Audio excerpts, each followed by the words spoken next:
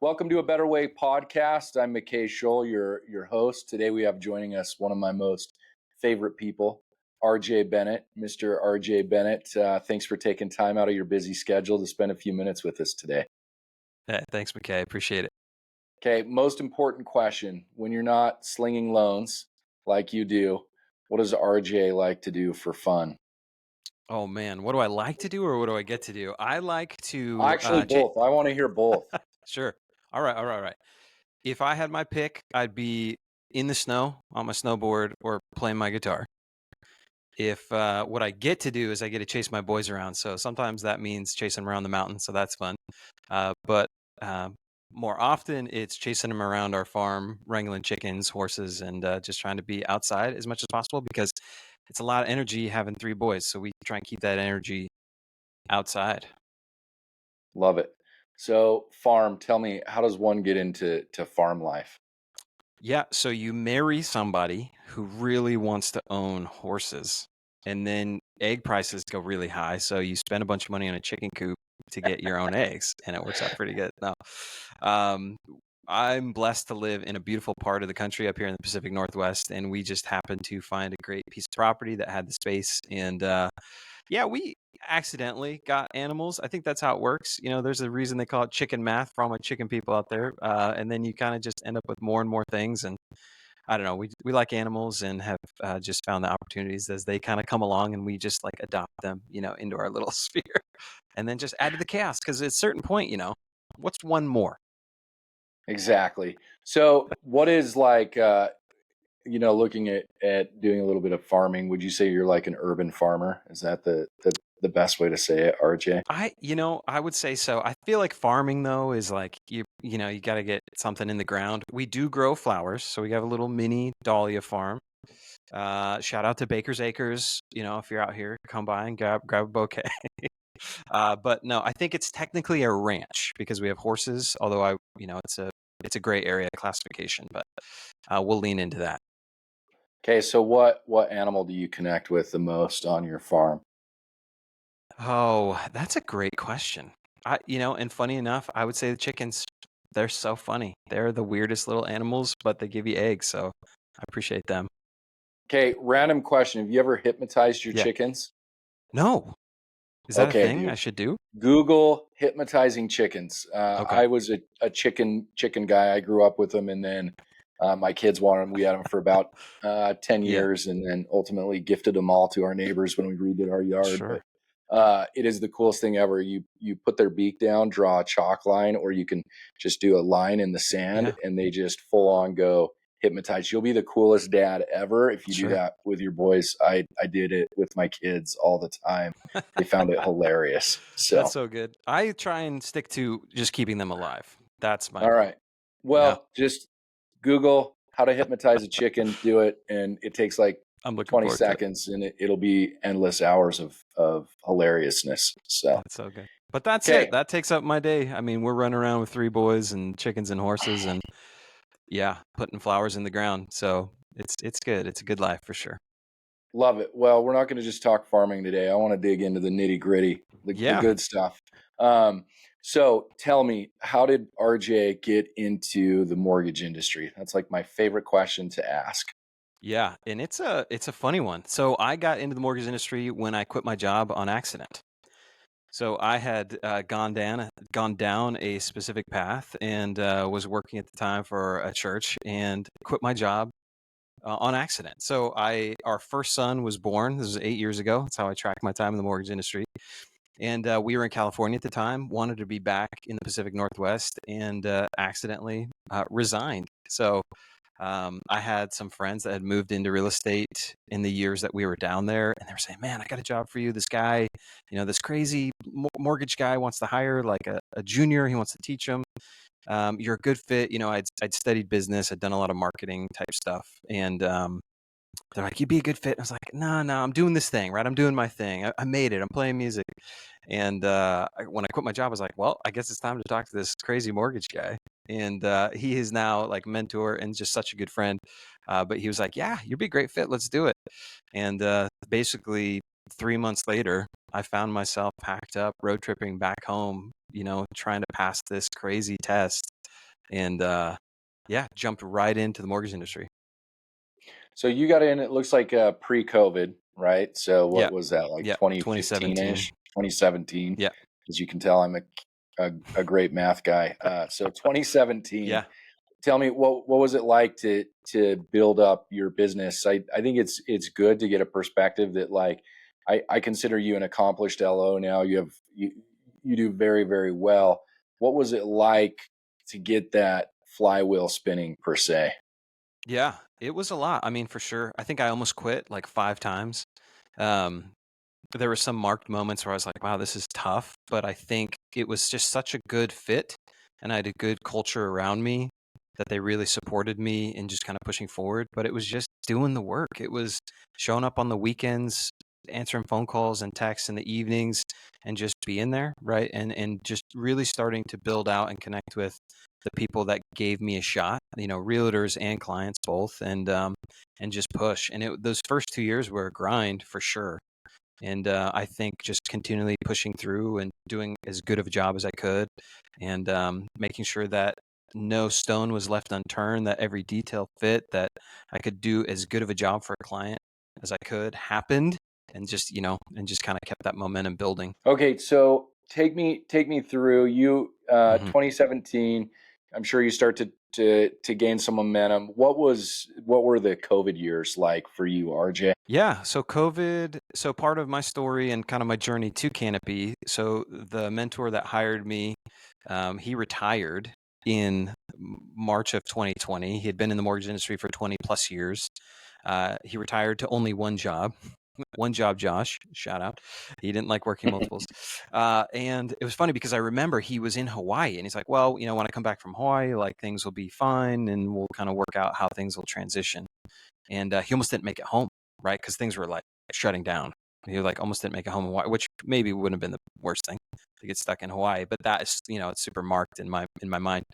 And so he kind of fades away, right? There's all this the uncertainty of what 2020 looked like, and I really I took 2020 just to be like, hey, okay, if I'm here and I'm going to figure out what's next, I really took all of 2020 to just kind of figure out, I should say like the second half of 2020 to figure out where I want to go, what I want to do, where I want to be. And so I just started talking to everybody. So in the midst of, business kind of ramping up and picking up, I'm also like, okay, where do I go next? Like, what does the next season of my career look like? Which is actually what led me knocking on Josh's door. Awesome. So how did you find out about Canopy? You knocked on Josh's door. Like, Yeah. how'd Honestly, you find us? yeah, I was climbing and clawing my way to you. So I had talked to, gosh, a lot of people, and I really had this mindset, and I think it was because I was new. I'll blame it on that. Of like, there's just got to be a better way. I just kept feeling like that. And honestly, no pun intended to the podcast or anything, but that is what I kept saying. I was like, there's got to be a better way. And I was surrounded by great people, amazing support staff, but the systems and things like they just didn't click for me, right? And I was new. I wasn't really dropped into like the transition out of 08, 09. And so I kind of was in like a well-established system of TRID and everything, right? RESPA and all that. And I'm like, gosh, it just doesn't feel like it works well. Like everything was clunky. Everything seemed expensive. It seemed like I got the the fallout from some of the bigger markets. Like we were a little bit of an afterthought. And I was like, gosh, it just doesn't really feel like this is working well. And there were some other things too with efficiencies. And I remember one thing stood out to me was we had gotten some pressure just on the branch level of like, from a profitability standpoint. And they had looked at the bill and there was a phone bill for like $12,000 because they were paying for phone lines at empty desks. And I was like, that just doesn't seem like very efficient, right? So there was a few things that really marked this transition for me, and I think by nature I'm entrepreneurial and kind of like to do my own thing. I was kind of always on my own to begin with, and so I was really just like, all right, I'm gonna talk to all these people. I got like a taste of the P&L, model. I was like, okay, that seems like it's a closer fit.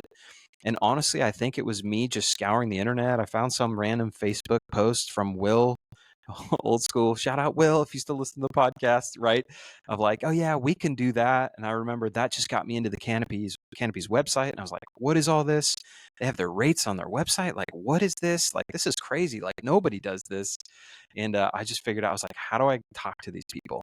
And I'm submitting things on the website. I'm like messaging some other branch managers on Facebook, and I can't remember who it was. Maybe it was Mark or something, Mark Eastburn. I can't remember who it was. I could go back and look, but I was like, you gotta, like, who do I talk to? Like, let me in, please. And then by the time I actually had a conversation and got to see behind the curtain a little bit, I was just like, I was sold. I was blown away. I was like, this is it. This is the thing I'm looking for. Like, it's efficiency. It's the right mindset. It's the freedom to run my business the way I want to, and continue that trajectory that I had of just really being able to take great care of people and do my job really well. And I think finally I got told no the first time, but it was only because, and this is October of 2021, only Yep. because he's like, things are a mess. You can't come right now. We're figuring it out. Right. Volume was crazy and everybody was scrambling a bit. So you guys pushed me off to February, and I was like, all right, I'm in. Let's go. February of 2021, I guess. Right. Yeah. February of 2021, and just hit the ground running. Haven't looked back since. Love that. And yeah, that's a funny time to reflect back on, because we were regularly just saying no. We were like, we would be damaging our reputation if we were Yeah. to continue to fill the funnel with more LOs. It would have been irresponsible. So funny. I didn't realize that was your time period, but so Yeah. grateful that you're here with us now. So RJ, as you look to, you've been in the industry now 8 years, sounds like.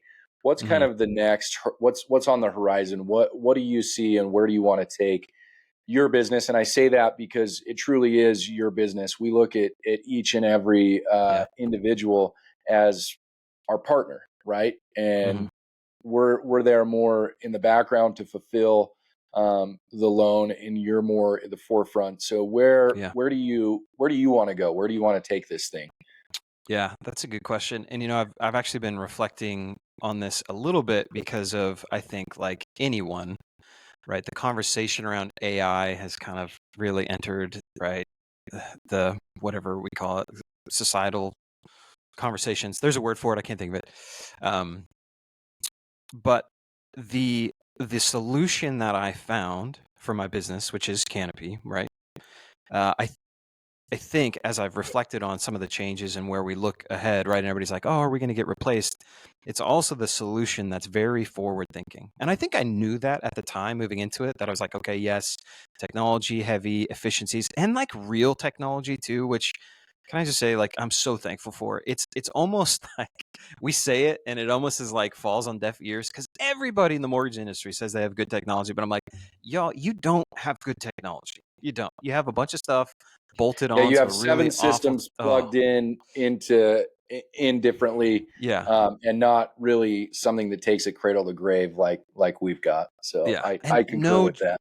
no joke. I believe to my core of my bones that we are the best kept secret in the mortgage industry, and if it can't stay a secret forever, so be it. But I just, I'm like, don't want to lose the good thing, and I don't think we are, but it's actually, it just works. And the best part is it works from somebody who is in this job, in the trenches, like myself, day in and day out, right? Because Aaron and Jeff, right, they knew what we were trying to do, right? And I think even the mindset of like they were trying to replace us and they couldn't. And so now you have this super powerful tool that just works. And with that, looking ahead to the future is like, that's the tool that's going to take you there, right? We'll keep leveraging efficiencies, keep doing a lot of the heavy lifting back end stuff that allows me as the client facing portal to all of this to spend more time doing the thing that matters, connecting with partners, whether it's business partners, realtor partners, and then being able to interface with clients while offering a high level of service and quality on the back end, because it's built on a system that just works. It's built on a system of efficiency, which for me, even on the front end of this, was like, why would somebody have to give up like great rate, low fees for worse service, right? And we say that in worse service, but like, credit unions, banks, they're 9 to 5, right? They don't necessarily operate when real estate operates, which is 24/7, right? And I think our realtor partners know that. And I always had that feeling of like, why should people have to give up something to get something? And so for us to be able to offer a high level of service and continue to be the expert, the guide, to then also say, hey, look, yeah, and that's not going to cost you really anything, right? It's not going to have like this huge cost associated with it. You're still going to have very competitive interest rate, very competitive terms on your loan, and you're still going to get me. And that combo, you look at it kind of mixed in with the future, like that's where I think things are headed. And for me, where I'm hoping to build my business, right, is continue to build on efficiencies, build out a team that just loves what we do. I would love to have people that are excited about that same mindset of like, let's just take really good care of people, be efficient, save money, have a good time doing it, and just keep building for the future. Because that's where I think any industry really, but the mortgage industry specifically, is really headed, is that efficiency, client-centered, focused approach. No, and I absolutely love that because I used to run around with a total scarcity mentality. I always felt like with the tech that Jeff was developing, I'm like, he's ultimately trying to replace the LO. What I didn't see, and now that I totally get, and with AI, I do not run around like, oh no, it's going to replace my Right. job, and there will no longer be a need for loan officers. Rather, it just enhances to do exactly what you touched on, to Mhm. go connect with the referral partners, to go connect with the Yeah. people. It should free you up to do that which only a human can do. And it's what we're doing now, right? It's connecting and Right. talking and teaching. And I don't know that AI can do that. I guess we'll see, and Right. maybe I'll be proved wrong and I'll live in a little bunker somewhere and no I longer think, have a job. yeah, I think people value human connection. And I think to have systems, and this is like the future thinking mentality, to have systems and efficiency that allow you as a professional to interface more with your clients is going to be what carries us into the future. I love that. So So somehow good. AI just proved our model even more. Not that we needed it to, Absolutely. right? But And ironically, in talking with Jeff, I always say like, hey, what are we doing with AI? And he's like, there's a there's a place for AI, absolutely. And we're gonna be smart and methodical mhm, about what role and what function it will play. But if you just take a step back for a minute, everything that was built was from a technology standpoint, was a form of AI anyway, to be able to read documents so that and not have a 100%. disclosure department, but to utilize technology to be able to very quickly say, "Yep, this passes an audit, and therefore we can disclose with the click of a button." Right. Yeah. So, Yeah. so I I love mean, that. there's real practical things that I just love. I mean, I love that things that used to take me 20 minutes, I can do in less than a minute, right? There's just real efficiency lifts, and those are the things that have to compound because I think, I mean, like anything, right? And you kind of see the consolidation in our industry even. You just have to be able to do more with less.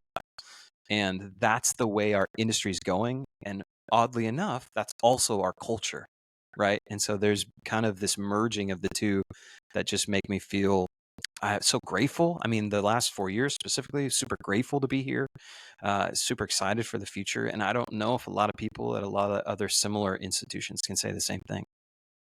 I love that, and we're certainly thankful and grateful to have RJ as part of our team in the forefront of leading the charge. So, one question that I'll end on, because I want to be respectful of your time. Um, what would you say if you're looking to do a loan with RJ, and if you're looking to partner with RJ, what would you say separates you from the competition? Like, why would I choose RJ and want to align with him as either a referral partner or to ultimately be the end user as a client of yours?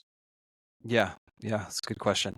As I've had the opportunity to build what I see as my business here at Canopy, I've really leaned into this idea that I think is an easy visual for people, and that is the feeling that you get when you walk into like a local hardware store. It's like there's people there that are the experts and they actually know you by name. And that's the feeling that I strive for end to end with my clients because that's not, you don't get that when you call in a call center, right? You don't get that maybe working with just a teller at a bank. And so for me, the personalized service, 100%, but also that comes with really a great backbone of efficiency and cost savings. That means, hey, you're getting a good deal. So that means you're making a wise financial decision. You're set up for the long run. And I tell people too, I'm like, and you don't get rid of me at closing.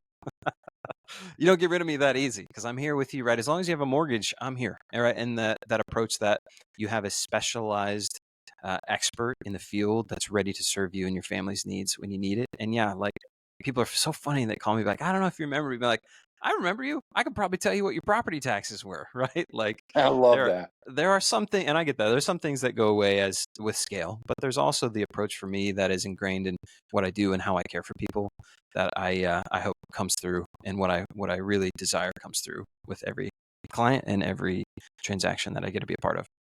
No, I love that. In the background, I feel like we should have the Cheers music playing. You want to go where everyone knows your name. That's right. So it Yeah. sounds like that's what RJ's Sometimes you created. It's gotta go. Yeah. yeah. Yeah. Look, you're merging your mortgage and singing career It's together, your coming. It's music coming. career right there. Yeah. I love it. Well, RJ, thank you so much for taking time out of your busy You bet. My schedule. pleasure. Everyone should follow RJ. He does amazing social media content. We'll make sure and post socials down in the comments. But thanks a million, Yeah. RJ. We're grateful to have you as part of the Canopy team and wish you the best as you continue to grow and progress. My pleasure. Thanks, McKay. It's always good talking Thanks to for you. coming on. You bet.